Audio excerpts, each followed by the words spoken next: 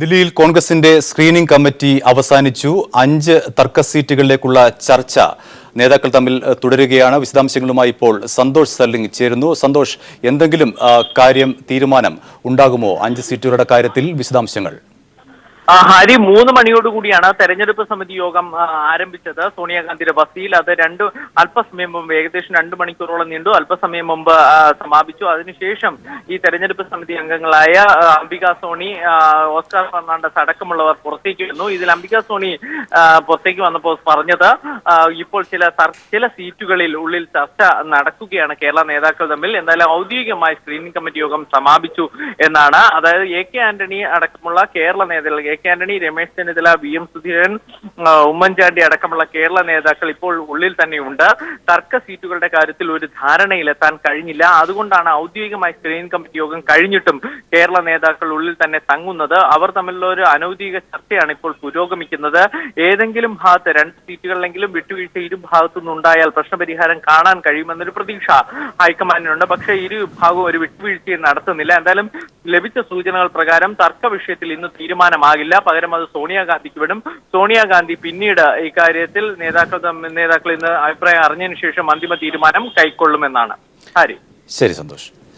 കോൺഗ്രസ് സ്ഥാനാർത്ഥി നിർണയത്തിൽ വിട്ടുവീഴ്ചയില്ലാതെ ഉമ്മൻചാണ്ടിയും സുധീരനും. തർക്ക സീറ്റുകളിൽ തീരുമാനം സോണിയാഗാന്ധിക്ക് വിട്ടു. അതേസമയം കൂടുതൽ സീറ്റുകളിലേക്ക് തർക്കം വ്യാപിക്കുകയാണ്. സ്ഥാനാർത്ഥി പ്രഖ്യാപനം ഇനിയും നീളാനാണ് സാധ്യത. അല്ല, നമ്മൾ വളരെ ശുഭപ്രതീക്ഷയോടുകൂടിയിലിരിക്കുന്നത്. വളരെ ശുഭകാര്യങ്ങൾ നടക്കട്ടെ എന്ന് പ്രത്യാശയോടുകൂടി നമുക്ക് കാണാം. നിലപാടിലൊന്നും മാറ്റമില്ല. 75% സീറ്റുകളിലേക്കുള്ള ചർച്ചകൾ പൂർത്തിയായതായി രമേശ് ചെന്നിത്തല അറിയിച്ചു. ചില സീറ്റുകളിൽ തർക്കമുണ്ട്. ഇക്കാര്യത്തിൽ തെരഞ്ഞെടുപ്പ് സമിതി തീരുമാനമെടുക്കുമെന്നും രമേശ് ചെന്നിത്തല വ്യക്തമാക്കി. അതെ, സംസ്ഥാന നേതാക്കളുമായിട്ടുള്ള ചർച്ച കഴിഞ്ഞു. സ്ക്രീനിംഗ് കമ്മിറ്റിയുടെ ചർച്ച ഇന്നലെ ഏതാണ്ട് പൂർത്തിയായി. ഇന്നിപ്പം ഞങ്ങൾ 3 പേരും കാർഗേജിയും മുകുൾ വാസ്നിക്കും കൂടിയിരുന്ന് സംസാരിച്ചു. ഇനി അവർ CECയിലേക്ക് പോകും. അവിടെ ചർച്ച ചെയ്ത് അന്തിമ തീരുമാനമുണ്ടാകും. അല്ല, ചില കാര്യങ്ങളിൽ ഇനിയും ചർച്ചകൾ ആവശ്യമുണ്ട്. പക്ഷേ ഏതാണ്ട് 75% സ്ഥാനാർത്ഥികളുടെ കാര്യങ്ങളിൽ, 75-80% സ്ഥാനാർത്ഥികളുടെ കാര്യങ്ങളിൽ ഏകദേശം തീരുമാനമായിക്കൊണ്ടിരിക്കുകയാണ്. പക്ഷേ അന്തിമ തീരുമാനം ഉണ്ടാകുന്നത് കോൺഗ്രസ് പ്രസിഡന്റ് അധ്യക്ഷതയിൽ കൂടുന്ന ഇലക്ഷൻ കമ്മിറ്റിയിൽ വെച്ചാണ്. കോൺഗ്രസ് നേതൃത്വം ഘടകകക്ഷികളുമായി നടത്തിയ ഉഭയകക്ഷി ചർച്ചയിൽ തർക്കം രൂക്ഷമായി. അമ്പലപ്പുഴയ്ക്ക് പകരം പുനലൂർ നൽകാമെന്ന കോൺഗ്രസ് നിർദ്ദേശം JDU തള്ളി. ചടയമംഗലം വേണ്ടെന്ന് മുസ്ലിം ലീഗ് നേതാക്കൾ കോൺഗ്രസ് നേതാക്കളെ അറിയിച്ചു. ഘടകകക്ഷി നേതാക്കളുമായി ജില്ലയിലെ നേതാക്കൾ ഫോണിൽ നടത്തിയ ചർച്ചയാണ് പരാജയപ്പെട്ടത്. കേന്ദ്ര തെരഞ്ഞെടുപ്പ് സമിതിക്ക് മുമ്പായി ഘടകകക്ഷികളുടെ സീറ്റിൽ തീർപ്പുണ്ടാക്കാനുള്ള കോൺഗ്രസ് നേതൃത്വത്തിന്റെ ശ്രമം പരാജയപ്പെട്ടു. ഫോണിൽ നടത്തിയ ഉഭയകക്ഷി ചർച്ചയിൽ അമ്പലപ്പുഴയ്ക്ക് പകരം പുനലൂർ നൽകാമെന്ന കോൺഗ്രസ് നിർദ്ദേശം JDU നേതാക്കൾ തള്ളി. നേരത്തെ അമ്പലപ്പുഴ JDUവിന് നൽകാമെന്നായിരുന്നു ധാരണ. നേമം മണ്ഡലത്തിൽ കോൺഗ്രസ് താൽപര്യമറിയിച്ചു. കോവളം പകരം നൽകിയാൽ മാത്രം നേമം വിട്ടുകൊടുക്കാമെന്ന നിലപാടാണ് JDU സ്വീകരിക്കുന്നത്. RSPക്ക് നൽകിയ ഇരവിപുരത്തിനു പകരം ചടയമംഗലം നൽകാമെന്ന കോൺഗ്രസ് നിലപാട് ലീഗും തള്ളി. ചടയമംഗലം വേണ്ടെന്ന ഉറച്ച നിലപാട് ലീഗ് കോൺഗ്രസ് നേതാക്കളെ അറിയിച്ചു. തെക്കൻ കേരളത്തിൽ വിജയസാധ്യതയുള്ള സീറ്റ് വേണമെന്നാണ് കരുനാഗപ്പള്ളി ലക്ഷ്യമിട്ട് ലീഗിന്റെ ആവശ്യം. ഒരു സീറ്റും അധികം നൽകില്ലെന്ന നിലപാട് കോൺഗ്രസ് തുടരുന്ന സാഹചര്യത്തിൽ ചർച്ചയ്ക്ക് പ്രസക്തിയില്ലെന്നാണ് KM മാണിയുടെ അഭിപ്രായം. പൂഞ്ഞാർ, കുട്ടനാട് സീറ്റുകൾ വെച്ചുമാറണമെന്ന കോൺഗ്രസിന്റെ ആവശ്യവും മാണി തള്ളി. കുന്നത്തൂർ, ഇരവിപുരം, ചവറ സീറ്റുകൾക്ക് പുറമെ അരൂർ, ആറ്റിങ്ങൽ സീറ്റുകൾ നൽകാമെന്ന് RSPയെ കോൺഗ്രസ് നേതൃത്വം അറിയിച്ചിട്ടുണ്ട്. സിനിമാ താരം സിദ്ദിഖിന് അരൂർ നൽകാൻ നേരത്തെ കോൺഗ്രസിൽ ധാരണയുണ്ടായിരുന്നു. ഇതോടെ സിദ്ദിഖ് അരൂരിൽ മത്സരിക്കില്ലെന്ന് ഉറപ്പായി. അതേസമയം കോൺഗ്രസിലെ തർക്കങ്ങൾ തീർത്തിട്ടു മതി ഉഭയകക്ഷി ചർച്ചയെന്ന നിലപാടും ചില ഘടകകക്ഷി നേതാക്കൾ മുഖ്യമന്ത്രിയെയും VM സുധീരനെയും അറിയിച്ചിട്ടുണ്ട്. News bureau, Thiruvananthapuram. പാറ്റൂർ കേസിൽ ആരെയും കുറ്റവിമുക്തരാക്കിയിട്ടില്ലെന്ന് ലോകായുക്ത ജസ്റ്റിസ് പയസ് കുര്യാക്കോസ്. പാറ്റൂരിൽ സർക്കാർ ഭൂമിയെന്ന് കണ്ടെത്തിയ 12.27 സെന്റ് സ്ഥലം ഏറ്റെടുക്കാൻ ഉത്തരവ് നൽകുക മാത്രമാണ് ചെയ്തതെന്നും അദ്ദേഹം വ്യക്തമാക്കി. കേസിൽ മുഖ്യമന്ത്രിക്കും മുൻ ചീഫ് സെക്രട്ടറിക്കുമെതിരെ ഉയർന്ന ആരോപണങ്ങൾ അടിസ്ഥാനരഹിതമാണെന്ന രീതിയിൽ താൻ വിധി നടത്തിയിട്ടില്ലെന്നും ലോകായുക്ത അറിയിച്ചു. പാറ്റൂർ കേസിൽ മുഖ്യമന്ത്രിയും ചീഫ് സെക്രട്ടറിയും ഉൾപ്പെടെയുള്ളവർക്കെതിരെ ഉയർന്ന ആരോപണങ്ങൾ അടിസ്ഥാനരഹിതവും ദുരുദ്ദേശപരവുമാണെന്ന് ലോകായുക്ത നിരീക്ഷണമെന്നായിരുന്നു വാർത്തകൾ. വാർത്ത അടിസ്ഥാനരഹിതമാണെന്ന് ലോകായുക്ത ജസ്റ്റിസ് പയസ് കുര്യാക്കോസ് വ്യക്തമാക്കി. കേസിന്റെ പ്രാരംഭഘട്ടമായതുകൊണ്ട് തന്നെ മെറിറ്റിലേക്ക് കടന്നിട്ടില്ല. ആരെയും കുറ്റവിമുക്തരാക്കി ഉത്തരവും പുറപ്പെടുവിച്ചിട്ടില്ല. പാറ്റൂരിൽ ഫ്ളാറ്റ് കമ്പനി കയ്യേറിയെന്ന് കണ്ടെത്തിയ 12.27 സെന്റ് സർക്കാർ ഭൂമി തിരിച്ചുപിടിക്കാൻ കളക്ടർക്ക് ഉത്തരവ് നൽകുക മാത്രമാണ് ചെയ്തതെന്നും ജസ്റ്റിസ് പയസ് കുര്യാക്കോസ് വാർത്താക്കുറിപ്പിൽ അറിയിച്ചു. എന്നാൽ ആരോപണങ്ങൾ ദുരുദ്ദേശപരമാണെന്നും രാഷ്ട്രീയ നേതൃത്വങ്ങളെയും ഉദ്യോഗസ്ഥരെയും അപകീർത്തിപ്പെടുത്താൻ ഉദ്ദേശമുള്ളതായിരുന്നുവെന്നും ഉപലോകായുക്ത നിരീക്ഷണം നടത്തിയിരുന്നു. Upalokayukta justice K P ബാലചന്ദ്രന്റെ നിരീക്ഷണങ്ങളാണ് Lokayukta വിധി എന്ന രീതിയിൽ പുറത്തുവന്നത് എന്നും ജസ്റ്റിസ് പയസ് കുര്യാക്കോസ് ചൂണ്ടിക്കാട്ടി. ഡിവിഷൻ ബെഞ്ചിൽ വരുന്ന കേസിൽ ലോകായുക്തയും ഉപലോകായുക്തയും ചേർന്ന് പുറപ്പെടുവിക്കുന്ന വിധിക്കാണ് സാധുതയെന്നും ഉപലോകായുക്തയുടെ മാത്രം നിരീക്ഷണങ്ങൾ വിധിയായി കണക്കാക്കാനാവില്ലെന്നും അദ്ദേഹം പറഞ്ഞു. ഉപലോകായുക്ത പുറപ്പെടുവിച്ച വിധിയിലും ആരെയും കുറ്റമുക്തരാക്കിയിട്ടില്ലെന്നും ജസ്റ്റിസ് പയസ് കുര്യാക്കോസ് ചൂണ്ടിക്കാട്ടി. പാറ്റൂരിൽ സർക്കാർ ഭൂമിയിൽ ഫ്ളാറ്റ് നിർമ്മിക്കാൻ സ്വകാര്യ വ്യക്തിക്ക് മുഖ്യമന്ത്രിയും മുൻ ചീഫ് സെക്രട്ടറി EK ഭരത് ഭൂഷണും ഒത്താശ ചെയ്തുവെന്നായിരുന്നു ആരോപണം. News bureau, Thiruvananthapuram. തങ്ങളോട് കോൺഗ്രസ് കാണിച്ചത് കൊടും ചതിയാണെന്ന് ജോണി നെല്ലൂർ പറഞ്ഞു. UDF കൂടെ കൊണ്ടു നടന്ന് ചതിക്കുകയായിരുന്നുവെന്നും ജോണി നെല്ലൂർ കൂട്ടിച്ചേർത്തു. ഒരു കാര്യം പറയട്ടെ, കൂടെ കൊണ്ടു നടന്ന് വഞ്ചിക്കുകയായിരുന്നു. ക്രൂരമായ വഞ്ചന, ലോകം കണ്ടിട്ടുള്ളതിൽ വെച്ച് ഏറ്റവും വലിയ ചതി. നീതികേടെന്ന് പറഞ്ഞാൽ ആ വാക്കൊന്നും പോരാ. UDFനെതിരെ, മന്ത്രിമാർക്കെതിരെ ആരോപണങ്ങൾ ഉയർന്നു വന്നപ്പോൾ കോൺഗ്രസിന്റെ നേതാക്കന്മാർ പോലും മാധ്യമങ്ങളെ അഭിമുഖീകരിക്കാൻ മടി കാണിച്ചപ്പോൾ ഈ മന്ത്രിമാർക്കും UDFനും വേണ്ടി ശക്തമായ വാദമുഖങ്ങൾ ഉന്നയിച്ചുകൊണ്ട് പോരാടിയ ഒരു പാർട്ടിയും അതിന്റെ വിനീതനായ ഒരു നേതാവുമാണ് ഞാൻ. വിവരങ്ങളുമായി കൊച്ചിയിൽ നിന്നും സാലി ചേരുന്നു. സാലി, കേരള കോൺഗ്രസ് ജേക്കബ് ഗ്രൂപ്പിൽ ഭിന്നത രൂക്ഷമാകുന്നു. ഒപ്പം ജോണി നെല്ലൂർ ഇപ്പോൾ കോൺഗ്രസിനെയും തള്ളിപ്പറഞ്ഞിരിക്കുന്നു. വിവരങ്ങൾ. സീറ്റ് നിഷേധിക്കപ്പെട്ട സാഹചര്യത്തിൽ തുടർ നടപടികൾ സംബന്ധിച്ച് ജേക്കബ് ഗ്രൂപ്പിൽ അതിശക്തമായ അഭിപ്രായ ഭിന്നത നിലനിൽക്കുകയാണ്. മൂവാറ്റുപുഴയിൽ അല്പം മുമ്പ് നടന്ന നേതൃയോഗത്തിലും ഇത് പ്രകടമാവുകയും ചെയ്തു. ജോണി നെല്ലൂരിനെ അനുകൂലിക്കുന്നവർ, പിന്തുണയ്ക്കുന്നവർ കടുത്ത നടപടിയിലേക്ക് നീങ്ങണം എന്ന വാദമാണ് യോഗത്തിൽ ഉന്നയിച്ചത്. എന്നാൽ UDF നേതൃത്വവുമായി അനുരഞ്ജനത്തിന് ശ്രമിക്കണമെന്നായിരുന്നു അനൂപ് ജേക്കബിന്റെ നിലപാട്. ഇതിനെ തുടർന്ന് യോഗത്തിൽ ജോണി നെല്ലൂർ ക്ഷുഭിതനായി സംസാരിക്കുകയും ചെയ്തു. പാർട്ടിയുടെ പിന്തുണ തനിക്ക് വേണ്ടത്ര ലഭിച്ചില്ല എന്നതായിരുന്നു ജോണി നെല്ലൂരിന്റെ പരാതി. പാർട്ടി നേതൃത്വം തനിക്ക് വേണ്ടത്ര പിന്തുണ നൽകുന്നില്ലെന്നും അദ്ദേഹം പറയുന്നു.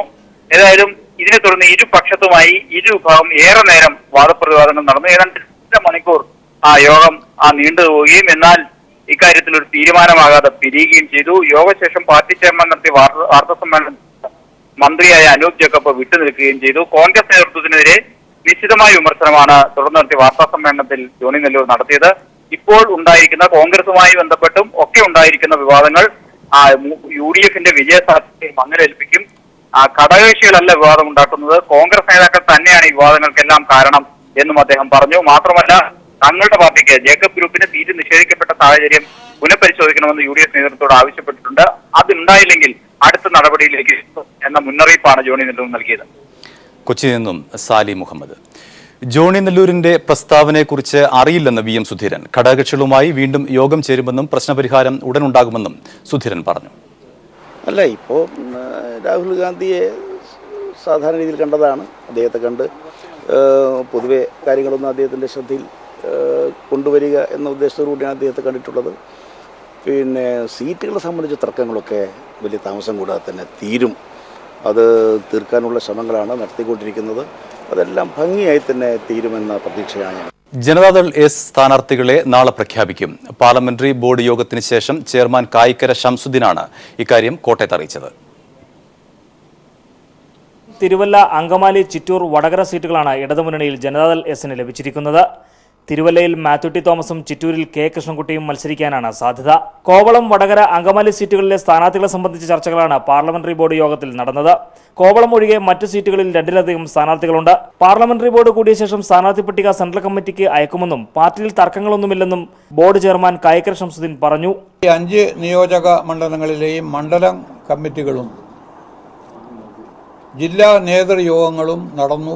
അവരുടെ റിപ്പോർട്ടുകൾ ഞങ്ങൾ ഇന്ന് പരിഗണിച്ചു. ആ റിപ്പോർട്ടുകളുടെ അടിസ്ഥാനത്തിലുള്ള സ്ഥാനാർത്ഥികളുടെ കാര്യം ഞങ്ങൾ ചർച്ച ചെയ്തിട്ടുണ്ട്.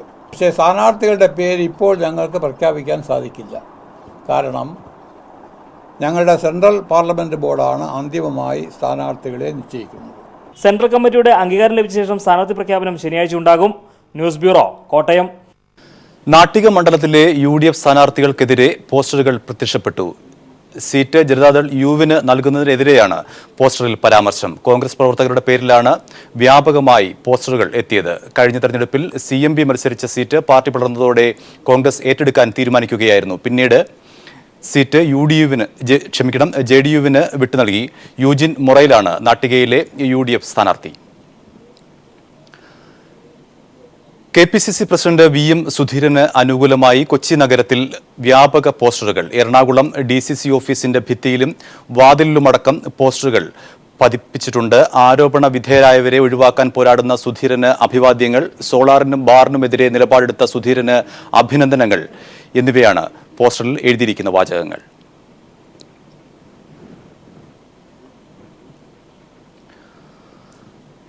മന്ത്രി അടൂർ പ്രകാശിനെതിരെ ത്വരിതാന്വേഷണത്തിന് ഉത്തരവിട്ട മൂവാറ്റുപുഴ വിജിലൻസ് കോടതി ഉത്തരവ് ഹൈക്കോടതി ശരിവച്ചു. വിജിലൻസ് കോടതി വിധിക്കെതിരെ മന്ത്രി സമർപ്പിച്ച ഹർജി ഹൈക്കോടതി തള്ളി. ഈ ഘട്ടത്തിൽ സ്റ്റേ അനുവദിക്കാനാവില്ലെന്ന് കോടതി വ്യക്തമാക്കി. മന്ത്രിക്കെതിരെ ത്വരിതാന്വേഷണം മാത്രമാണ് നടക്കുന്നതെന്നും അതിനാൽ സ്റ്റേ അനുവദിക്കാനാവില്ലെന്നും ഹൈക്കോടതി വ്യക്തമാക്കി. വിവാദമായ സർക്കാർ ഉത്തരവ് പിൻവലിച്ചതുകൊണ്ട് മാത്രം ആരോപണങ്ങളിൽ നിന്നും ഒഴിഞ്ഞുമാറാനാവില്ലെന്ന് കോടതി പറഞ്ഞു. പാവപ്പെട്ടവരുടെ 5 സെന്റ് ഭൂമി നികത്താൻ അനുവദിക്കാത്ത സർക്കാർ ഹൈടെക് പദ്ധതിക്ക് എത്ര ഏക്കറാണ് പതിച്ചു നൽകിയതെന്ന് കോടതി വിമർശിച്ചു. അഡ്വക്കേറ്റ് ജനറൽ മന്ത്രിക്ക് അനുകൂലമായ നിലപാടാണ് കോടതിയിൽ സ്വീകരിച്ചത്. മന്ത്രിക്കെതിരെ ത്വരിതാന്വേഷണത്തിന് സർക്കാരിന്റെ മുൻകൂർ അനുമതി ആവശ്യമുണ്ടെന്ന വാദവും കോടതി തള്ളി. കേസിൽ വസ്തുനിഷ്ഠവും നിഷ്പക്ഷവുമായ അന്വേഷണമാണ് നടക്കേണ്ടതെന്നും മാധ്യമവാർത്തകളിൽ സ്വാധീനിക്കപ്പെടരുതെന്നും കോടതി പറഞ്ഞു. മുൻ LDF സർക്കാർ പിടിച്ചെടുത്ത 112 ഏക്കർ മിച്ചഭൂമി വിവാദസ്വാമി സന്തോഷ് മാധവന് നൽകിയതിലെ അഴിമതി സംബന്ധിച്ച് മന്ത്രി അടൂർ പ്രകാശ് ഉൾപ്പെടെ 5 പേർക്കെതിരെ കഴിഞ്ഞ ദിവസമാണ് മൂവാറ്റുപുഴ വിജിലൻസ് കോടതി അന്വേഷണത്തിന് ഉത്തരവിട്ടത്. ഉത്തരവ് സ്റ്റേ ചെയ്യണമെന്ന മന്ത്രിയുടെ അപേക്ഷ നിരസിച്ച കോടതി കേസ് ഈ മാസം 7 വീണ്ടും പരിഗണിക്കും. News bureau, Kochi. തന്നെ കള്ളനെന്ന് വിളിച്ചവർ ഒരിക്കൽ സത്യം തിരിച്ചറിയുമെന്ന് മന്ത്രി അടൂർ പ്രകാശ്. തനിക്ക് സീറ്റ് നൽകണമെന്ന കാര്യം ഹൈക്കമാൻഡ് തീരുമാനിക്കുമെന്നും മന്ത്രി പറഞ്ഞു. ഞാൻ 96 ഈ നിയോജകമണ്ഡലത്തിൽ മത്സര രംഗത്ത് വന്ന കാലഘട്ടം മുതൽ എനിക്കിതുപോലെ ഒരുപാട് അനുഭവങ്ങളുണ്ട്. എല്ലാവർക്കും സീറ്റ് ആഗ്രഹിക്കാം. അത് കൊടുക്കണമോ വേണ്ടയോ എന്ന് തീരുമാനിക്കേണ്ടത് കോൺഗ്രസിൻ്റെ ഹൈക്കമാൻഡാണ്. ഹൈക്കമാൻഡ് ഇതിൽ ഉചിതമായ തീരുമാനം, ഹൈക്കമാൻഡ് വെറുതെ തീരുമാനങ്ങൾ എടുക്കുന്നതല്ലോ. അടൂർ പ്രകാശ് കാട്ടുകള്ളൻ ആണ് എന്ന് പറഞ്ഞ് എന്നെ ഒരുപാട് വേദനിപ്പിച്ചിട്ടുണ്ട്. അത്തരം കാര്യങ്ങൾ എന്നെ അങ്ങനെ പറഞ്ഞിട്ടുള്ളവരും എനിക്കെതിരെ അങ്ങനെ പറയാൻ ഏതെങ്കിലും തരത്തിൽ എന്തെങ്കിലും അവസരം ഒരുക്കിയിട്ടുള്ളവരും ഇന്നല്ലെങ്കിൽ നാളെ ഇതിൻ്റെ സത്യാവസ്ഥ പൂർണ്ണമായും അറിയും. ഇടുക്കി വാഗമണ്ണിൽ സർവേ നമ്പർ തിരുത്തി 1 ഏക്കർ ഭൂമി സ്വകാര്യ വ്യക്തിക്ക് നൽകി റവന്യൂ വകുപ്പ് ഉത്തരവിറക്കി. ഭൂമിയുടെ ഉടമസ്ഥതയിൽ സംശയം നിലനിൽക്കുന്നതിനാൽ കളക്ടർ സർക്കാരിന് കത്ത് നൽകി. പട്ടയത്തിൽ പിശകുണ്ടെങ്കിൽ റദ്ദാക്കണമെന്ന ചട്ടം നിലനിൽക്കെയാണ് സ്വകാര്യ വ്യക്തിക്ക് സർവേ നമ്പർ തിരുത്തി ഭൂമി നൽകാൻ സർക്കാർ ഉത്തരവിട്ടത്. ഉത്തരവിന്റെ പകർപ്പ് പീപ്പിളിന് ലഭിച്ചു. ഇടുക്കി പീരുമേട് താലൂക്കിൽ വാഗമൺ വില്ലേജിൽപ്പെട്ട 1 ഏക്കർ ഭൂമിയാണ് നിയമവിരുദ്ധമായി സ്വകാര്യ വ്യക്തിക്ക് നൽകാൻ റവന്യൂ വകുപ്പ് തീരുമാനിച്ചിരിക്കുന്നത്. ഇത് സംബന്ധിച്ച ഉത്തരവ് റവന്യൂ വകുപ്പ് പുറത്തിറക്കി. ഉത്തരവിന്റെ പകർപ്പ് പീപ്പിളിന് ലഭിച്ചു. വാഗമൺ വില്ലേജിലെ സർവേ നമ്പർ 724-ൽപ്പെട്ട 1 ഏക്കർ ഭൂമിയാണ് സർവേ നമ്പർ മാറ്റി നൽകി സ്വകാര്യ വ്യക്തിക്ക് നൽകാൻ കളക്ടറെ ചുമതലപ്പെടുത്തിയത്. 724 എന്ന സർവേ നമ്പറിന്റെ അതിരുകൾ സർക്കാർ ഭൂമിയാണെന്നും രേഖകൾ വ്യക്തമാക്കുന്നുണ്ട്. 1984-ൽ അലേഷ്യസ് പുത്തൻപുരക്കൽ എന്ന വ്യക്തിക്ക് പട്ടയം ലഭിച്ച 2.75 ഏക്കർ ഭൂമിയാണിത്. ഇതിൽ നിന്നും 1 ഏക്കർ ഭൂമി അലേഷ്യസ് ഗ്രീൻ മൗണ്ട് ഫാക്ടറിക്ക് വിൽക്കുകയും ചെയ്തു. ഈ ഭൂമി KFCയിൽ പണയപ്പെടുത്തി വാങ്ങിയ ആൾ വായ്പ എടുത്തിരുന്നു. വായ്പ മുടങ്ങിയതോടെ KFC ഭൂമി ജപ്തി ചെയ്ത് ലേലം ചെയ്തു. ഈ ഭൂമി വാങ്ങിയ മാത്യു ജോസഫിന്റെ അപേക്ഷ പരിഗണിച്ചാണ് സർവേ നമ്പർ തിരുത്തി നൽകാൻ റവന്യൂ വകുപ്പ് ഉത്തരവിട്ടത്. എന്നാൽ പട്ടയത്തിൽ ഏതെങ്കിലും തരത്തിലുള്ള പിശകുണ്ടായാൽ പട്ടയം റദ്ദാക്കണമെന്നാണ് ചട്ടം. ഇത് പാലിക്കാതെയാണ് ഭൂമിയുടെ സർവേ നമ്പർ തിരുത്തി നൽകാൻ സർക്കാർ കളക്ടറെ ചുമതലപ്പെടുത്തിയത്. എന്നാൽ ഭൂമി സർക്കാരിന്റേതാണോ എന്ന സംശയം കളക്ടർ പ്രകടിപ്പിച്ചിട്ടുണ്ട്. Leslie John, news bureau, Idukki. UDF ഭരണം മാറണമെന്ന് കൂത്തുപറമ്പിലെ ജീവിക്കുന്ന രക്തസാക്ഷി സഖാവ് പുഷ്പൻ. നികേഷ് കുമാർ അടക്കമുള്ളവർ ഇടതുപക്ഷത്തേക്ക് വന്നതിൽ സന്തോഷമുണ്ട്. പുതിയ തലമുറയോട് വിരോധമില്ലെന്നും സഖാവ് പുഷ്പൻ പറഞ്ഞു. കൂത്തുപറമ്പ് വെടിവെപ്പിലെ ജീവിക്കുന്ന രക്തസാക്ഷി സഖാവ് പുഷ്പൻ പറയുന്നു, UDF ഭരണം അട്ടിമറിയണം, ഇടതുപക്ഷം അധികാരത്തിൽ വരണം. MP നികേഷ് കുമാർ അടക്കം പുതിയ തലമുറയോട് യാതൊരു തരത്തിലുള്ള വിരോധവും ഞങ്ങൾക്കില്ല. ഇത് പറയാൻ ഏറ്റവും യോഗ്യത സഖാവ് പുഷ്പന് തന്നെയാണ്. 1994 നവംബർ 25-നാണ് കൂത്തുപറമ്പിൽ അഴിമതിക്കും ഭരണകൂട ഭീകരതയ്ക്കുമെതിരെ നടന്ന യുവജന സമരത്തിനു നേരെ അന്നത്തെ UDF ഭരണകൂടം നിറയൊഴിച്ചത് 5 പേർ രക്തസാക്ഷികളാവുകയും സംഭവത്തിൽ പുഷ്പൻ ജീവിക്കുന്ന രക്തസാക്ഷിയായി ഇന്നും ശയ്യാവലംബിയായി കഴിയുകയാണ്. 2016 തെരഞ്ഞെടുപ്പിൽ MV നികേഷ് കുമാർ അടക്കം ഇടതുപക്ഷമാണ് ശരിയെന്ന് പ്രഖ്യാപിക്കുകയും മത്സരരംഗത്തിറങ്ങുകയും ചെയ്തതോടെ UDF കേന്ദ്രങ്ങൾ കൂത്തുപറമ്പ് സംഭവത്തെ മുതലെടുക്കാനുള്ള ശ്രമം നടത്തുന്നതിനിടയിലാണ് പുഷ്പൻ പ്രതികരിക്കുന്നത്. പുതിയ തെരഞ്ഞെടുപ്പിനെ നേരിടാൻ പോകുന്നു. നികേഷ് കുമാർ അടക്കം മത്സരരംഗത്ത് വരുന്നു. എന്താണ് പുഷ്പന് പറയാനുള്ളത്? UDFിൻ്റെ ഭരണകൂട ഭീകരതക്കും അഴിമതിക്കും എതിരായിട്ടാണ് സമരം ചെയ്തിട്ടുള്ളത്. അന്നും ഇന്നും അങ്ങനെ തന്നെയാണ് സമരം നടക്കുന്നത്.